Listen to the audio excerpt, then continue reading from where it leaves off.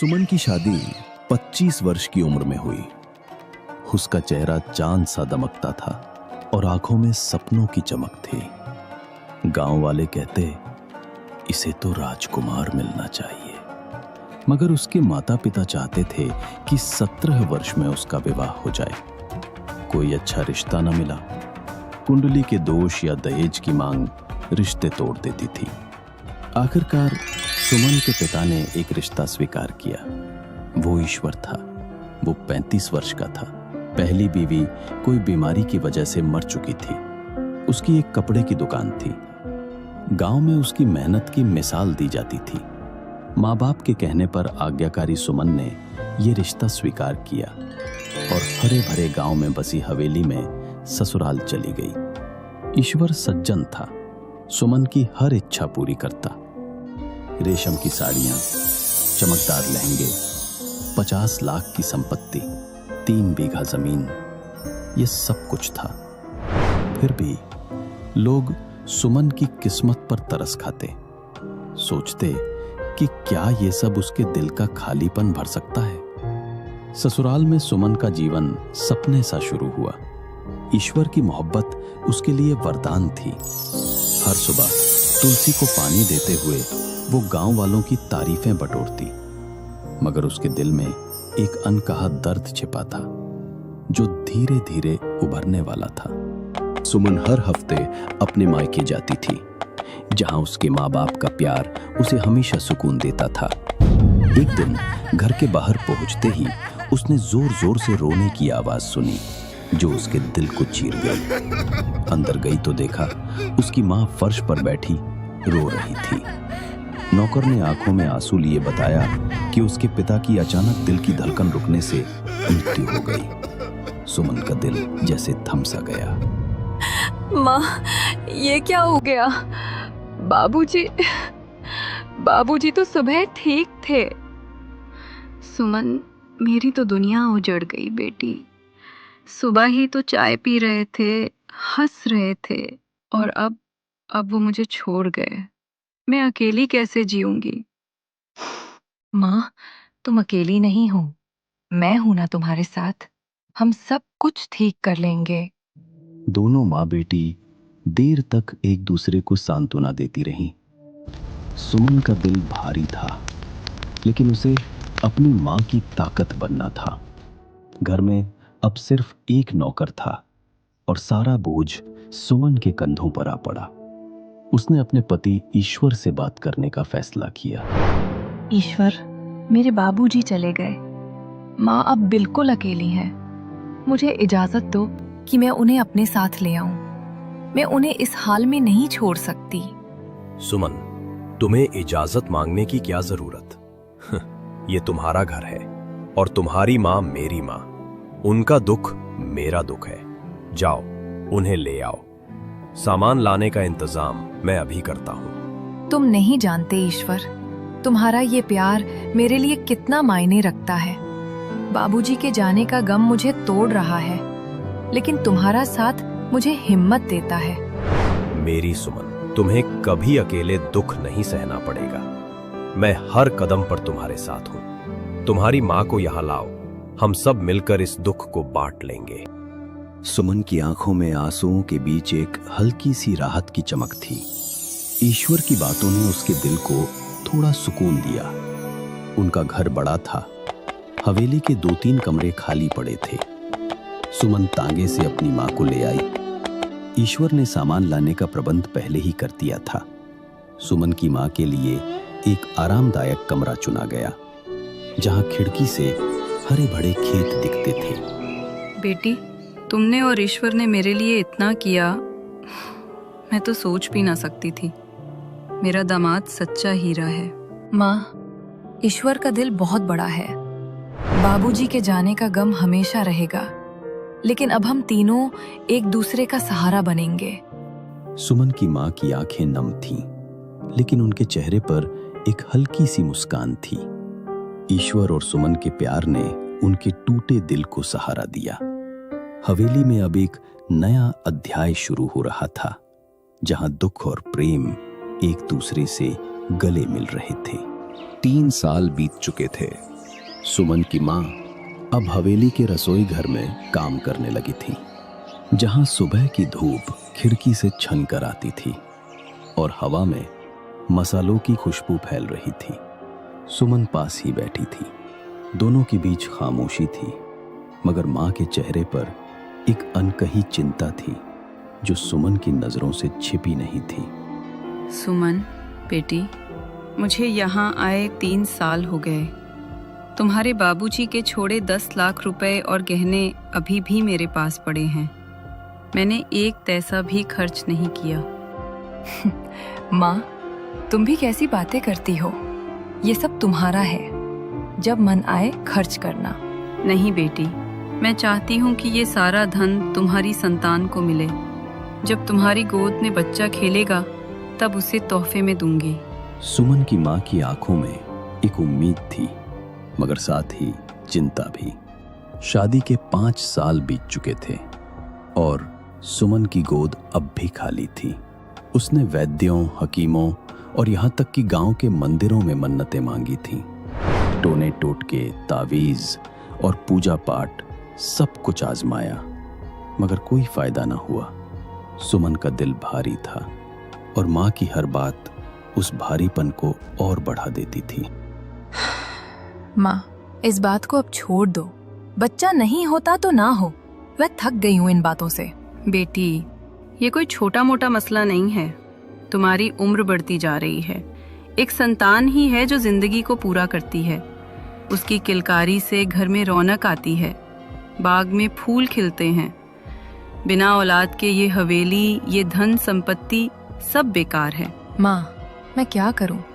मैंने तो हर मंदिर में माथा टेका, हर वैद्य की दवा खाई। अगर भगवान को नहीं देना तो इसमें मेरा क्या दोष? दोष किसी का नहीं मेरी बच्ची, बस भगवान की कृपा का इंतजार है। मैं हर रोज मंदिर जाती हूँ, तुम्हारे लिए मन्नत मांगती हूँ। एक दिन तुम्हारी गोद जरूर भरेगी। सुमन की आंखों से आंसू छलक पड़े। वो किसी सोच में खो गई, जैसे उसकी उम्मीदें उस आग में जल रही हों। माँ ने उसका हाथ थामा और दोनों खामोशी में एक दूसरे का दर्द बांटने लगीं। मगर सुमन के दिल में एक खालीपन जो हर मन्नत के साथ और गहरा होता जा रहा था। माँ, क्या मेरी गोद हमेशा खाली रहेगी? क्या मैं कभी माँ नहीं बन पाऊंगी? नहीं मेरी लाडो, भगवान इतने निर्मम नहीं। तुम बस हिम्मत रखो, तुम्हारा बच्चा आएगा और जब आएगा तो ये हवेली उसकी हंसी से गूंज उठेगी। सुमन ने माँ की बातों को दिल में उतारने की कोशिश की, मगर उसका मन उदास था। सुमन की आंखों में आंसू और उम्मीद एक साथ चिलमिलाए, जिसे कोई अधूरी कहानी अभी लिखी जानी बाकी हो। कुछ दिन ऐसे ही बीते। सुमन की प्रार्थनाएं मंदिर की घंटियों के साथ बेकार गईं। वैद्यों ने कहा कि उसकी गर्भाशय की कमजोरी मां बनने की राह में कांटे बिछा रही थी। मां की रोज की बातें उसके दिल पर बोझ बन गईं। वो अब अपने सपनों में बच्चों को देखने लगी। कभी अकेले बातें करती, कभी मायूस बैठी रहती। माँ, ये बच्चे की रोने की आवाज सुन रही हो? मेरे दिल को चीर रही है। बेटी, कोई आवाज नहीं है। मेरे कान बहरे नहीं हुए, पर तुझे क्या हो गया है? माँ, मुझे हर वक्त बच्चों की किलकारी सुनाई देती है। कभी लगता है मेरी छातियां दूध से भरी हैं। मैं ये बात तुमसे छिपाती थी, पर अब बर्दाश्त नहीं होता। सुमन, मेरी बच्ची, तू इतना परेशान क्यों है? माँ, मैं माँ बनना चाहती हूँ। ये खालीपन मुझे खा रहा है। हर दिन, हर पल मैं बस एक बच्चे की चाह में जल रही हूँ। क्यों नहीं हो रहा माँ? मेरा क्या कसूर है? बेटी, कसूर तेरा नहीं, भगवान की मर्जी है। तू हिम्मत मत हार। माँ, गांव के बच्चों का शोर मुझे तीर सा चुभता है। मैं खिड़कियां बंद कर देती हूँ, पर ये आवाजें मेरे मन से नहीं जाती। मैं थक गई हूँ माँ, मुझे बस एक बच्चा चाहिए। सुमन, तू खुद को यूं मत सजा दे। हम और वैद्य देखेंगे, कोई और मंदिर जाएंगे। तेरा दर्द मेरा दर्द है, बस थोड़ा और सब्र कर। सुमन की आंखों में निराशा और चाह का तूफान था। गांव के बच्चों का शोर उसे चैन नहीं लेने देता था। उसकी चिकित्सीय स्थिति और मन का बोझ उसे हर पल तोड़ रहा था, और मां की चिंता उसकी सिसकियों में गूंज रही थी। ईश्वर अपने कपड़े के व्यापार में डूबा रहता था। बाजार में कपड़ों के दाम आसमान छू रहे थे और उसकी आमदनी दुगनी हो चुकी थी। मगर सुमन की दुनिया में ये धन संपदा कोई मायने नहीं रखती थी। रात के सन्नाटे में वो अकेले में लोरी गुनगुनाती, जैसे कोई अनदेखा बच्चा उसे सुन रहा हो। कभी वो उन्हें ख्याली झूले में बिठाती। उसकी आंखों में एक रहस्यमयी चमक उभरती जो ईश्वर को बेचैन कर देती। हवेली की दीवारें मानो उसकी इस अजीब हरकत की गवाह बन रही थीं। सुमन, कल खाने के टिफिन में रुमाल किसने डाला था? अरे बच्चे तो शरारती हैं ना, ये उनकी ही करतूत होगी। बच्चे? सुमन, यहाँ तो कोई बच्चा नहीं है। तुम क्या कह रही हो? हमारे बच्चे नहीं हैं? अरे वो तो अभी स्कूल से लौटने वाले होंगे। मैं उनसे पूछूंगी किसने ये शरारत की।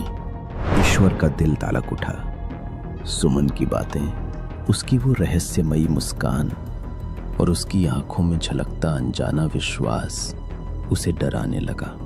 वो समझ गया कि सुमन का मन अब उसकी पकड़ से बाहर जा रहा था। उसकी हर हरकत, कभी आधी रात को बच्चों की लोरी गाना, कभी खाली पालने को झुलाना, एक अनसुलझी पहेली बनती जा रही थी। उसने ये बात अपनी सास से छिपाई, क्योंकि वो पहले ही पति की मृत्यु से टूटी हुई थी।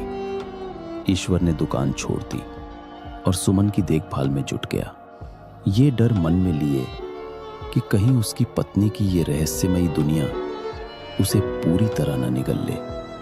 हवेली की खामोश दीवारें अब सुमन के इस अनजाने व्यवहार की गवाही दे रही थीं, और हर रात एक नया रहस्य जन्म ले रहा था। हवेली की अंधेरी रातों में सुमन का बर्ताव अब ईश्वर के लिए एक अनसुलझा रहस्य बन चुका था। क्या वो सचमुच बीमार पड़ चुकी थी, या उसका मन किसी अनदेखी दुनिया में खो गया था? क्या कभी उसकी गोद में बच्चे की किलकारी गूंजेगी, या ये खालीपन उसे पूरी तरह निगल लेगा? ईश्वर इस भयावह मुसीबत का सामना कैसे करेगा, और क्या सुमन कभी ठीक हो पाएगी? सुमन की हर बात, हर हरकत, जैसे खाली पालने को झुलाना या अनदेखे बच्चों से बातें करना, ईश्वर के लिए एक दर्दनाक रहस्य बन चुकी थी। उसने ये बात अपनी सास से छिपाई, क्योंकि वो पहले ही पति की मृत्यु से टूटी हुई थी। ईश्वर का दिल सुमन की हालत देखकर रोता था, मगर वो बेबस था। उसने अपनी दुकान छोड़ दी और सुमन की देखभाल में जुट गया, ये उम्मीद लिए कि शायद उसका प्यार सुमन को उसकी खोई हुई दुनिया में वापस ला सके। ईश्वर, तुम दुकान क्यों नहीं जाते? तुम्हें तो अपने काम से इतना प्यार था। सुमन, मैं थक गया हूँ। अब बस तुम्हारे साथ वक्त बिताना चाहता हूँ। दुकान की चिंता मत करो। पर दुकान किसके हवाले है? अगर कुछ गड़बड़ हो गई तो? मेरा नौकर है, बहुत ईमानदार है, वो सब संभाल लेगा। तुम फिक्र क्यों करती हो? फिक्र क्यों ना करो? मैं बच्चों वाली माँ हूँ। अगर तुम्हारा नौकर रुपए ले उड़ा तो मेरे बच्चों का क्या होगा? उन्हें क्या खिलाऊंगी, क्या पहनाऊंगी? सुमन, मेरी जान, सब ठीक है। भगवान सबका मालिक है। तुम्हें कोई चिंता करने की जरूरत नहीं। सुमन की बातें सुनकर ईश्वर का दिल टूट जाता था। वो हर दिन रात को वो खाली पालने को झुलाते हुए लोरियां गाती, जैसे कोई बच्चा सचमुच उसकी गोद में हो। ईश्वर चुपके से उसे देखता और उसकी आंखें नम हो जाती। सुमन की मानसिक स्थिति और उसका बर्ताव उसे हर पल बेचैन करता था। वो सोचता, क्या वो कभी अपनी सुमन को उस अंधेरे से निकाल पाएगा, या ये दर्द उनकी जिंदगी को हमेशा के लिए निगल लेगा? सुमन, तुम इतना उदास क्यों रहती हो? मुझसे कुछ कहो, मैं तुम्हारा दर्द बांटना चाहता हूँ। ईश्वर, मेरे बच्चे मुझे पुकारते हैं। मैं उनकी आवाज सुनती हूँ, मगर वो दिखते नहीं। क्या मैं कभी माँ बन पाऊंगी? सुमन, तुम मेरे लिए सब कुछ हो। तुम बस हिम्मत रखो, हम एक दिन ये दुख पार कर लेंगे। मगर ईश्वर का दिल जानता था कि सुमन की हालत दिन ब दिन गंभीर होती जा रही थी। हवेली की दीवारें उनके दर्द की गवाह थीं और हर रात सुमन की लोरियों के बीच ईश्वर की चुप्पी एक अनसुलझा सवाल बनकर गूंजती थी। एक दिन बाजार में उसकी मुलाकात अपने पुराने दोस्त रमेश से हुई। रमेश का चेहरा चिंता से भरा था, आंखों में एक अनजाना डर झलक रहा था। उसने ईश्वर को एकांत में ले जाकर अपनी परेशानी बताई। उसकी प्रेमिका अनीता गर्भवती थी और गर्भपात की सारी कोशिशें नाकाम रही थीं। दोनों डरे हुए थे क्योंकि ये बच्चा उनकी जिंदगी को उलझा सकता था। ईश्वर, मैं मुसीबत में हूं। अनीता गर्भवती है। हमने हर तरह की दवा, हर वैद्य को आजमाया, मगर कुछ नहीं हुआ। अब क्या करें? रमेश, गर्भपात की कोशिश मत करो, ये गलत है। बच्चे को पैदा होने दो। लेकिन ईश्वर, मैं बच्चे का क्या करूंगा? अनीता डरी हुई है। उसका परिवार, समाज सब हमें मार देंगे। हमारी जिंदगी बर्बाद हो जाएगी। रमेश, एक बच्चा जिंदगी बर्बाद नहीं करता, उसे संवारता है। तुम और अनीता डर रहे हो, लेकिन इस बच्चे में तुम्हारा भविष्य है। तुम नहीं समझ रहे ईश्वर। अनीता हर रात रोती है। उसे लगता है कि ये बच्चा उसकी जिंदगी खत्म कर देगा। मैं उसे समझा समझाकर थक गया हूं। सुनो रमेश, अगर तुम दोनों इस बच्चे को नहीं संभाल सकते तो मुझे दे देना। मैं और सुमन उसे अपनाएंगे। मेरी सुमन, वो एक बच्चे के लिए तरस रही है। तुम बच्चा ले लोगे? लेकिन सुमन की हालत, क्या वो संभाल पाएगी?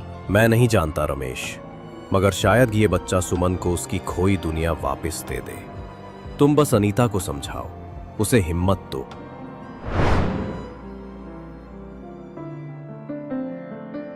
कुछ महीनों बाद अनीता ने एक स्वस्थ बच्चे को जन्म दिया। ईश्वर ने उस नवजात को सावधानी से अपने घर लाया। हवेली की सन्नाटे भरी रात में ईश्वर की आवाज ने सुमन को नींद से जगाया। उसकी आंखों में एक अनजानी चमक थी, जैसे वो किसी चमत्कार की प्रतीक्षा में हो। उसने सुमन के पास उस नन्हे बच्चे को लिटाया था जिसे वो अपने दोस्त रमेश से लाया था। सुमन की सांसें थम सी गईं जब उसने अपने बगल में एक छोटे से जीव को हिलते डुलते देखा। उसका दिल जोर जोर से धड़कने लगा और ईश्वर ने उसकी आंखों में एक नई उम्मीद की किरण देखी। मगर यह खुशी कितनी देर टिकेगी ये कोई नहीं जानता था। सुमन, कब तक बेहोश पड़ी रहोगी? देखो तुम्हारे पास क्या है। ये लड़का कब पैदा हुआ? ईश्वर, ये मेरा बच्चा है? हाँ सुमन, सुबह 7 बजे तुम दर्द से बेहोश हो गई थी, लेकिन अब सब ठीक है। ये हमारा बेटा है। मेरा बेटा? ईश्वर, मुझे कुछ याद नहीं। मैंने इसे जन्म दिया, फिर भी ये कितना प्यारा है। हाँ मेरी जान, तुम थक गई थी इसलिए कुछ याद नहीं। बस अब इसे प्यार दो, ये हमारा सुख है। ईश्वर, मैंने कितने साल इस पल का इंतजार किया। माँ को बुलाओ, उन्हें भी तो दिखाओ, उनका नन्हा पोता आ गया है। ईश्वर की आंखें नम थी, मगर उसका दिल एक अनजाने डर से भरा था। उसने सुमन को यह सच नहीं बताया कि यह बच्चा उसका नहीं, बल्कि रमेश की प्रेमिका का था। वो सुमन की इस खुशी को टूटने नहीं देना चाहता था, पर यह झूठ कब तक टिकेगा? सुमन ने बच्चे को सीने से लगाया और उसकी लोरी हवेली में गूंजने लगी। मगर रात की चुप्पी में एक सवाल हवा में तैर रहा था। जब सुमन को सच पता चलेगा तो क्या वो इस बच्चे को वैसे ही प्यार कर पाएगी? सुमन, तुम आराम करो, मैं माँ को बुलाता हूँ। वो इसे देखकर बहुत खुश होंगी। हाँ ईश्वर, अब ये हवेली किलकारियों से गूंजेगी। मेरी गोद भर गई आखिरकार। ईश्वर ने सुमन को देखा। उसकी मुस्कान में सुकून था, मगर उसका मन एक तूफान में उलझा था। क्या ये बच्चा सुमन के टूटे मन को जोड़ देगा, या ये झूठ उनकी जिंदगी को और उलझा देगा? रात गहराती जा रही थी और हवेली में एक नई कहानी शुरू हो रही थी। सूरज की किरणें हवेली की खिड़की से छनकर अंदर आईं, मगर ईश्वर के लिए वो सुबह अंधेरे से भी भयावह थी। उसकी नजर सुमन पर पड़ी, उसकी प्यारी सुमन, जिसके चेहरे पर कभी सपनों की चमक थी, अब लहूलुहान थी। उसके कांपते हाथ में चाकू चमक रहा था और उसकी छातियां खून से सनी थीं। पास ही में वो नन्हा बच्चा मासूमियत से सांस ले रहा था, अनजान उस त्रासदी से जो हवेली को निगल रही थी। ईश्वर का दिल टूट गया।